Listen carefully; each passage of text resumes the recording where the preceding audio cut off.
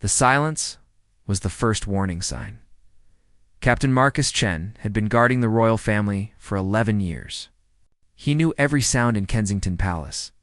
The echo of footsteps on marble, the creak of the old library door, even the soft hum of the heating system in winter. But this silence was different. Wrong. It was 3:47 in the afternoon.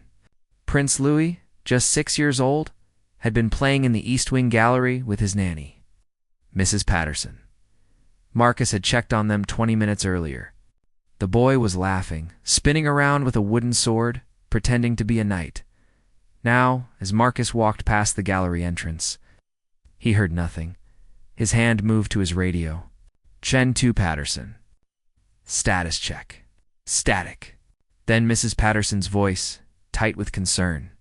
Captain, I've lost visual on Prince Louis. He was here 2 minutes ago. Marcus's pulse quickened. 2 minutes.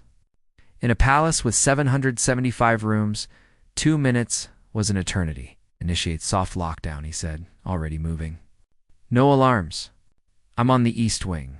If you're enjoying this story, subscribe so you don't miss more incredible true stories like this one.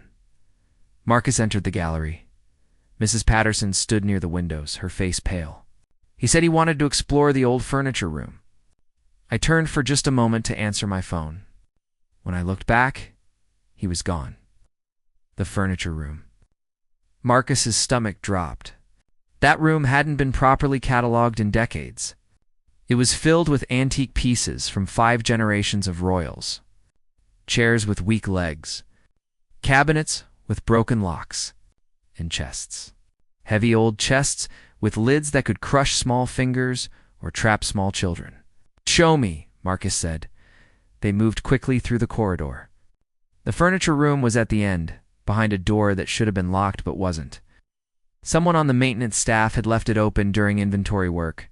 Marcus pushed the door wide. The room was dim, lit only by a single window.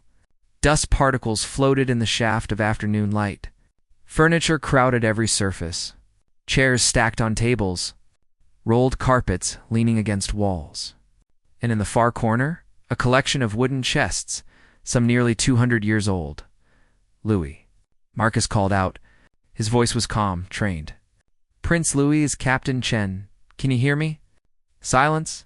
Mrs. Patterson moved to check behind a wardrobe. Marcus walked toward the chests. There were 7 of them, different sizes. Most had their lids open or partially open.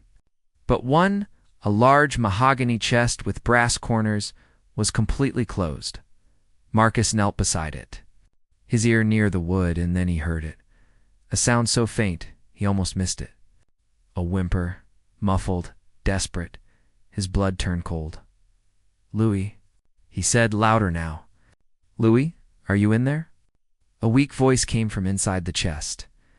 Captain Chen. I can't breathe. Marcus grabbed the lid and pulled. It didn't move. He pulled harder. Nothing. The chest had some kind of internal locking mechanism, probably triggered when the lid closed. A safety feature from another era designed to keep valuables secure. Now, it was a trap. Mrs. Patterson. Call medical. Now, tell them possible respiratory distress. Marcus kept his voice steady. But his hands were already searching the chest for a release mechanism. Louis, listen to me. I'm going to get you out. Stay calm. Can you tell me how long you've been in there? The voice inside was weaker now. I don't know. It's so dark. Please. Marcus's fingers found a small brass plate on the side of the chest. Behind it should be the lock mechanism. But the screws were old, corroded. He'd need tools, and time was something they didn't have. Asterisk. Marcus pressed his radio. Chen to security.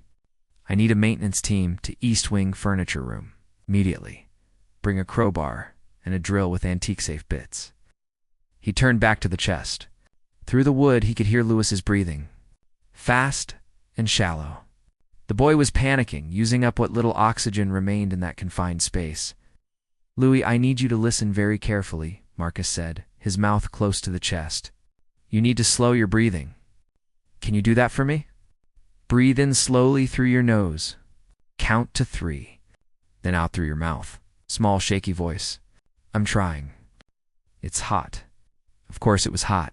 The chest was mahogany, thick and insulated. No airflow. And Louis had already been inside for at least 5 minutes, maybe more. In a space that size, a child could lose consciousness in 10 to 15 minutes. Mrs. Patterson returned. Her phone pressed to her ear. Medical team is 2 minutes out. The princess is in London. She's being notified. Marcus nodded but didn't look away from the chest. His fingers traced every edge, every seam, searching for weakness. The front had a keyhole, but the key was long gone. The hinges were on the inside, impossible to reach. The lock mechanism was internal, designed to be opened only from the outside with the proper key or release switch. Captain, I can't. I feel dizzy. Stay with me, Louis. Marcus's voice was firm now. Command voice. The voice that had talked soldiers through combat, that had calmed dignitaries during security threats. You're going to be fine. Tell me about your wooden sword, the one you were playing with earlier. Pause. Then weakly, it's blue, with silver. That's right. And what were you fighting? Dragons. Pirates. Keep him talking. Keep him conscious. Footsteps thundered in the corridor. 2 maintenance workers burst through the door, tools in hand. Right behind them, a woman in a paramedic uniform carrying a medical kit. Marcus pointed at the brass plate. There's a lock mechanism behind this panel. We need it open without damaging the chest walls, or we risk injuring the prince. The older maintenance worker, a man named Thomas with 30 years in the palace, knelt beside Marcus. He examined the screws. These are original fixtures. The metal's degraded. If we drill, the whole mechanism might collapse inward. What are our options? Marcus asked. Thomas ran his hand along the side of the chest. The back panel. Sometimes these old chests have a secondary access point for storage compartments. They moved around to the back. Sure enough, there was a seam in the wood, barely visible under decades of polish and dust. Thomas pulled out a thin metal tool, something like a letter opener, but stronger. Louis, we're working on getting you out, Marcus said, moving back to the front where the boy could hear him clearly. You're doing great. Just keep breathing slowly. Can you still hear me? No response. Louis. The paramedic moved closer, her face tight with concern. If he's lost consciousness, his oxygen consumption drops, but we need to move fast. Thomas worked the tool into the seam. Wood creaked. Something inside the chest clicked. But the back panel didn't budge. It's swollen shut, Thomas muttered. Humidity over the years. The woods expanded. The younger maintenance worker handed him a rubber mallet. Try this. Gentle taps around the frame. Thomas began tapping, working his way around the edges of the back panel. Each tap sounded like thunder in the silent room. Everyone held their breath. Marcus pressed his ear to the front of the chest again. He could still hear breathing. Shallow, but there. Come on, Louis. Stay with us. Another tap. A crack. And then, with a groan of old wood, the back panel shifted inward 1/2 inch. Thomas dropped the mallet and used both hands to pull. The panel came free, clattering to the floor. Behind it was a small compartment. And beyond that, the main interior of the chest. They could see Louis now. Curled on his side, his face red and slick with sweat, his eyes closed. Marcus reached through the narrow opening, but his shoulders were too wide. His hand could barely touch the boy's leg. The paramedic, smaller and more agile, pushed forward. Let me. She squeezed through the opening, her arm extending into the chest. Her fingers found Louis's wrist. I've got a pulse. Rapid but steady. Louis, can you hear me? The boy's eyes fluttered but didn't open. We need him out now, she said. But we can't pull him through this opening. It's too small, and he could get injured. Marcus made a decision. Thomas, the brass plate. Drill it out. We have no choice. Thomas hesitated. If the mechanism collapses, then we'll deal with it. Do it now. Thomas grabbed the drill. The bit whined as it bit into old metal. Shavings fell away. Brass and rust mixed together. The sound was sharp. It was almost painful in the enclosed space. The paramedic kept her hand on Lewis's wrist, monitoring his pulse. Heart rate's climbing. He's stressed, even unconscious. We need to get him cool air. Mrs. Patterson appeared with a handheld fan, the kind used during summer palace tours. She angled it toward the opening in the back of the chest. It wasn't much, but it was something. The drill bit broke through. Thomas pulled it out and inserted a smaller tool, probing inside the mechanism. I can feel the lock bar. If I can just... There. Click. Sharp and clear. But the lid still didn't open. Marcus pulled again. Nothing. The wood had swollen here too. The lid jammed tight in its frame after years of humidity and neglect. We're going to have to force it, Marcus said. He looked at the younger maintenance worker. The crowbar. The man handed it over. Marcus wedged the flat end between the lid and the body of the chest, near the front corner where the lock had been. He applied pressure. The wood groaned. Careful, Thomas warned. If it splinters, we could... The lid popped open half an inch with a crack like a gunshot. Fresh air rushed into the chest. Louis gasped, his eyes flying open. He started to sit up, disoriented and panicked. Easy, easy, the paramedic said, her voice soothing. She reached through the back opening to steady him. You're okay. We're getting you out. Marcus worked the crowbar along the edge, creating more space. The lid lifted inch by inch. Finally, it was open enough. He threw it back completely, the hinges screaming in protest. Louis lay curled in the bottom of the chest, his face flushed, his hair dark with sweat. His eyes found Marcus. Captain Chen, I've got you. Marcus reached in and lifted the boy out, cradling him like he weighed nothing. Lewis's arms wrapped around Marcus's neck, holding tight.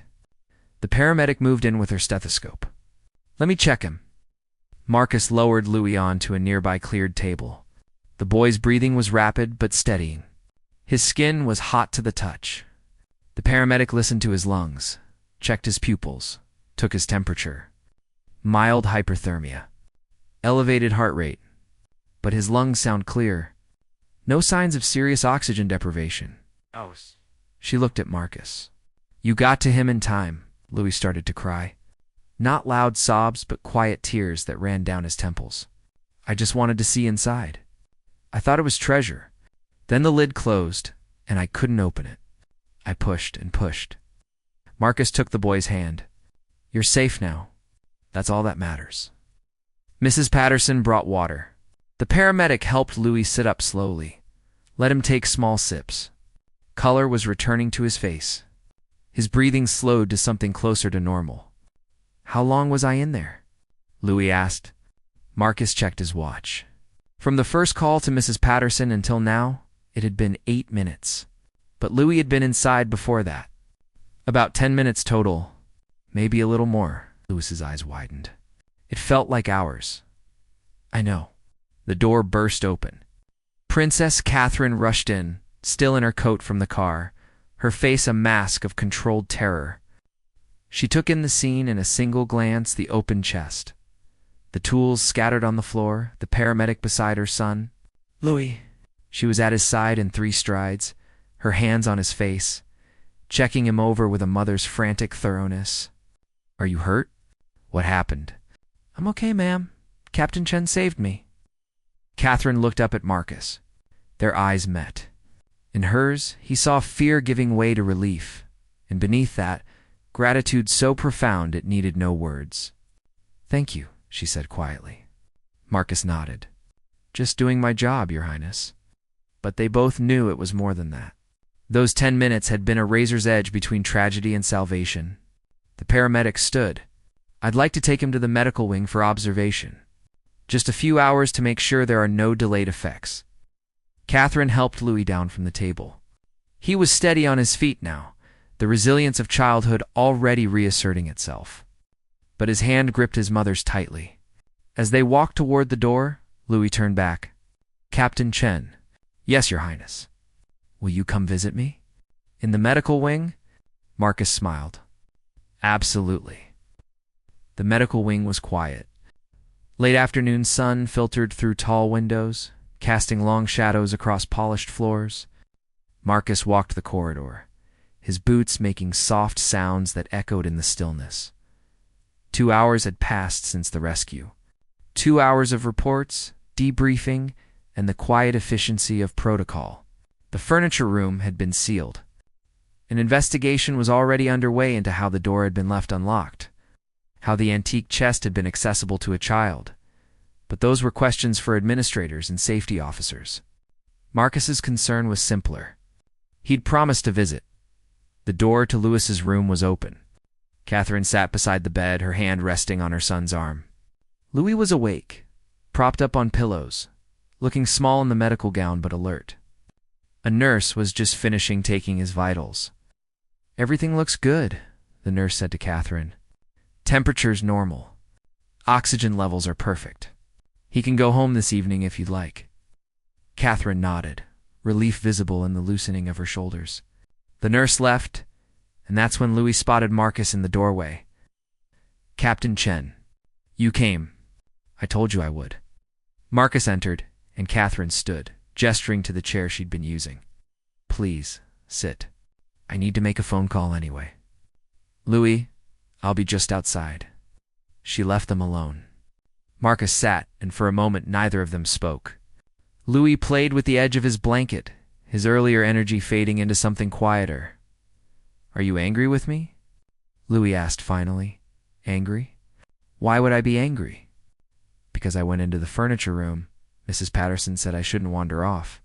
And then I got stuck, and everyone had to come help me." His voice got smaller. "I caused a lot of trouble." Marcus leaned forward, resting his elbows on his knees. "Louis, look at me." The boy did. "You didn't cause trouble. You're 6 years old. You were curious? That chest should never have been accessible. That room should have been locked. None of what happened was your fault." "But I was scared," Louis said, and now his voice wavered. "I was so scared. I called for help, but nobody came. It was dark and hot, and I couldn't breathe right. What if you hadn't found me?" There it was. The real fear. The one that would probably wake Louis up in the middle of the night for weeks to come. Marcus chose his words carefully. "I did find you. And do you know why?" Louis shook his head. "Because the moment Mrs. Patterson realized you were missing, she called me. Because we have protocols for exactly this kind of situation. And because I've been doing this job for a long time, and I know how to stay calm and think clearly, even when things are scary." "Were you scared?" Louis asked. Marcus considered lying, giving the answer adults usually gave children. But something about the way Louis looked at him, the way the boy had clung to him when he'd lifted him from the chest, made him choose honesty instead. "Yes," Marcus said. "I was terrified. But being scared doesn't mean you can't do your job. It means you care about what you're doing. About who you're protecting." Louis absorbed this. "My dad says that brave people aren't the ones who don't feel fear. They're the ones who feel it and do the right thing anyway." "Your dad is a smart man." A small smile. "He's going to be really worried when Mom tells him. It's your father. Worrying is part of the job description." Oh. Louis laughed at that, a real laugh, and Marcus felt the weight on his chest ease slightly. The boy was going to be okay. Children were resilient in ways adults forgot. "Can I ask you something?" Louis said. "Of course. How did you know I was in the chest?" "There are lots of furniture pieces in that room." Marcus thought back to those critical moments. "I listened. When I first called your name and you didn't answer, I stayed very quiet and listened. And I heard you, just barely. It was the smallest sound, but it was enough." "So you saved me by listening?" Listening is one of the most important skills a guard can have. It's not always about seeing danger. Sometimes you have to hear it or feel it or just sense when something's wrong. Louis nodded seriously as if Marcus had just shared a profound truth, which, in a way, he had. Catherine returned, her phone in her hand. "William wants to speak with you," she said to Marcus. "If you have a moment." Marcus stood and took the phone. "Your Royal Highness?" Prince William's voice was warm, but edged with emotion. "Captain Chen. Catherine told me what happened. What you did? I'm glad I was there, sir. So are we. More than you know. A pause. Louis is lucky to have you watching over him. It's my honor, sir. Asterisk Marcus handed the phone back to Catherine and turned to Louis. I should let you rest. Will you still be my guard? Louis asked quickly. Tomorrow and the next day? I'm not going anywhere, Marcus assured him. I'll be right here doing my job, keeping you safe. Promise? Promise. That night, Marcus sat in his small office in the security wing. The lamp on his desk cast a circle of warm light over the incident report he'd been writing for the past hour. Every detail had to be documented. The timeline. The response. The outcome. But his mind kept drifting back to those 10 minutes. What if Mrs. Patterson had waited longer before calling? What if the maintenance team had been on the other side of the palace? What if the lock mechanism had been more damaged, impossible to open? What if? His phone buzzed. A text from his sister in Vancouver. Saw the news. Palace incident with Prince Louis? Were you involved? The story had leaked already. Of course it had. Palace staff. Medical personnel. Someone had talked to the press. By morning, it would be everywhere, he typed back. Can't discuss details, but everyone's safe. 3 dots appeared. Then, I'm proud of you, Marcus. He smiled at that. Set the phone down. His sister had been the one who encouraged him to apply for the Royal Protection Program 12 years ago. Back then, he'd been just another soldier, unsure of what to do after leaving the service. She'd seen something in him he hadn't seen in himself. A knock at the door. Thomas, the maintenance worker, stood in the hallway holding 2 cups of coffee. Thought you might need this, Thomas said, handing one over. Thanks. Marcus took a sip. It was good, strong, the kind that came from the staff kitchen rather than the automatic machine. Thomas sat down heavily in the chair across from the desk. That was close today. Too close. I've been working in the palace for 30 years, Thomas said. Seen a lot of things? Security scares, health emergencies, all sorts of drama. But today, shook his head. That boy's got a guardian angel. He's got good people looking out for him, Marcus corrected. You were fast with that back panel. If you hadn't known about that access point, we would have found another way. That's what we do. Thomas drank his coffee, then looked at Marcus seriously. You stayed calm, Mrs. Patterson told me. Said you never raised your voice, never panicked, just worked the problem. That's why the boy's safe tonight. Marcus didn't know what to say to that. Training had taken over in the moment. Instinct. Muscle memory. He'd done what needed to be done. The press is going to have a field day with this, Thomas continued. Hero Guard saves Prince. You'll be famous for a while.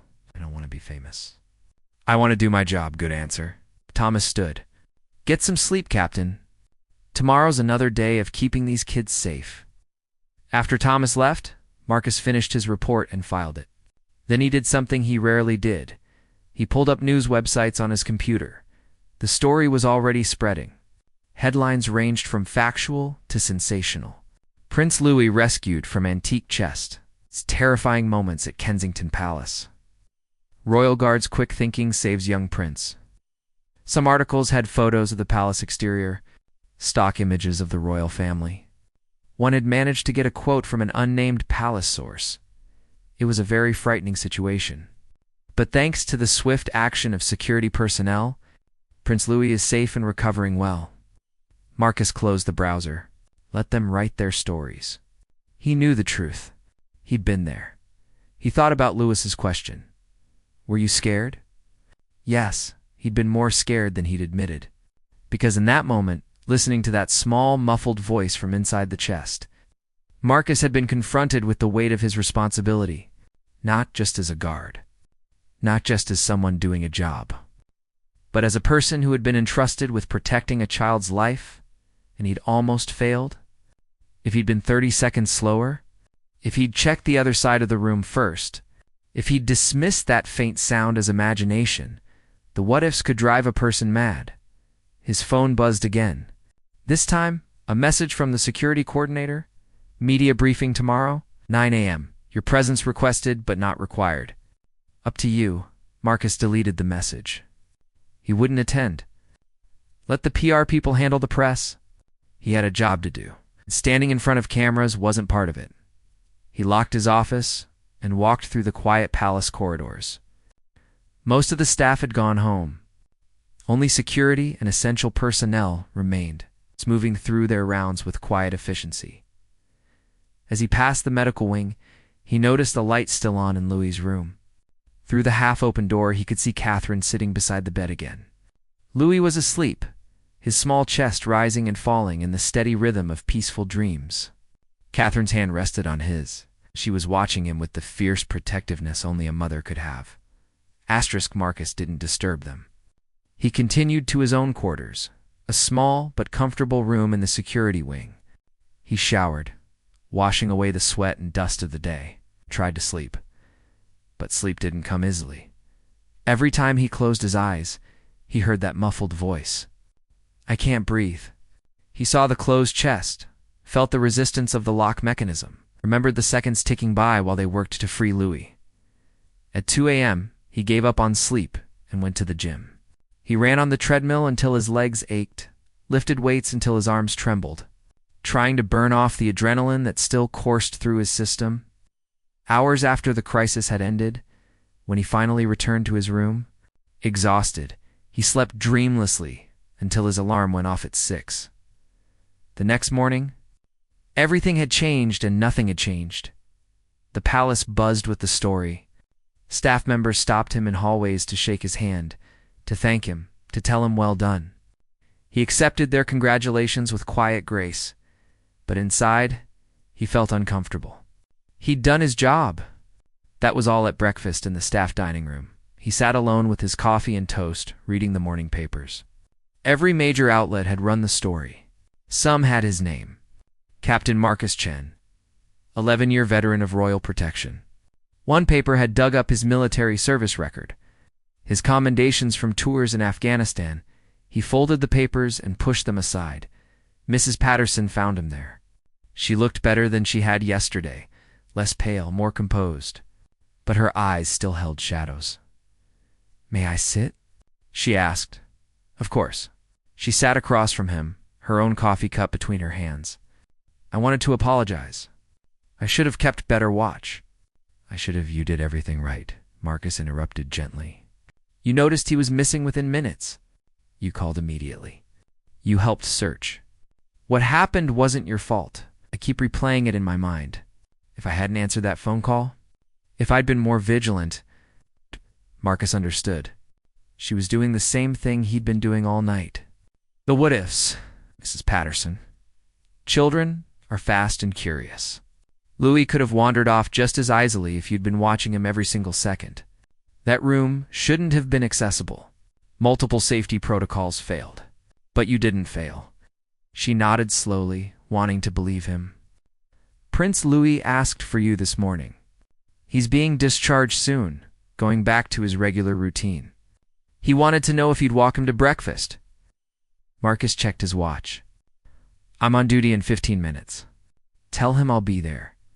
20 minutes later, Marcus stood outside the medical wing as a nurse completed Louis's discharge paperwork.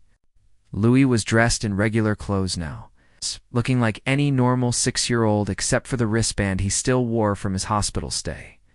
When he saw Marcus, his face lit up. Captain Chen, ready for breakfast, Your Highness? Can we take the long way? Through the portrait gallery? Whatever you'd like. They walked together through the palace, Louis chattering about everything and nothing. His favorite breakfast foods, a game he wanted to play later. A bird he'd seen from his window that morning, normal, everyday conversation. As if yesterday's terror had been a bad dream that had faded with the dawn. But as they passed the corridor that led to the furniture room, Louis went quiet. His steps slowed. He stared down that hallway, his expression uncertain. Marcus stopped. Do you want to see it? The room. Yes. Louis hesitated, then nodded. They walked down the corridor together. The furniture room door was now fitted with a new lock, and a sign had been posted. Authorized personnel. Only. Marcus used his security key to open it. The room looked different in morning light. Less ominous. Just a storage space filled with old furniture. The chest sat in the corner where they'd left it, its lid propped open with a wooden bar to prevent it from ever closing again. Louis approached it slowly. He looked inside at the space where he'd been trapped. It seemed even smaller now, impossibly small for the terror it had held. "It's just a box," Louis said quietly. That's all it ever was. A box that malfunctioned. It wasn't magic. It wasn't trying to hurt you. It was just old and broken. Louis reached out and touched the edge of the chest, as if proving to himself it was real. "I thought I was going to die in there, but you didn't. You're here. You're safe. Because of you." Marcus knelt down, so they were eye level. Because of a lot of people. Mrs. Patterson, Thomas, the paramedic, your mother. Everyone worked together. That's how we keep each other safe. Louis looked at him seriously. "When I grow up, I want to be like you." "Like me?" "Brave, calm. Someone who helps people when they're scared." Marcus felt a lump in his throat. "You know what? I think you already are those things. You stayed as calm as you could in a terrifying situation. You called for help. You trusted us to find you. That took courage." Louis smiled at that. Then, with a child's quick mood change, he turned away from the chest. "Can we go have breakfast now?" "I'm really hungry, absolutely." They left the furniture room behind. Marcus locked the door securely behind them. In the dining room, the rest of the family was waiting. Prince William stood when they entered, and the look he gave Marcus was worth more than any medal or commendation. "Thank you for bringing him," William said simply. "My pleasure, sir."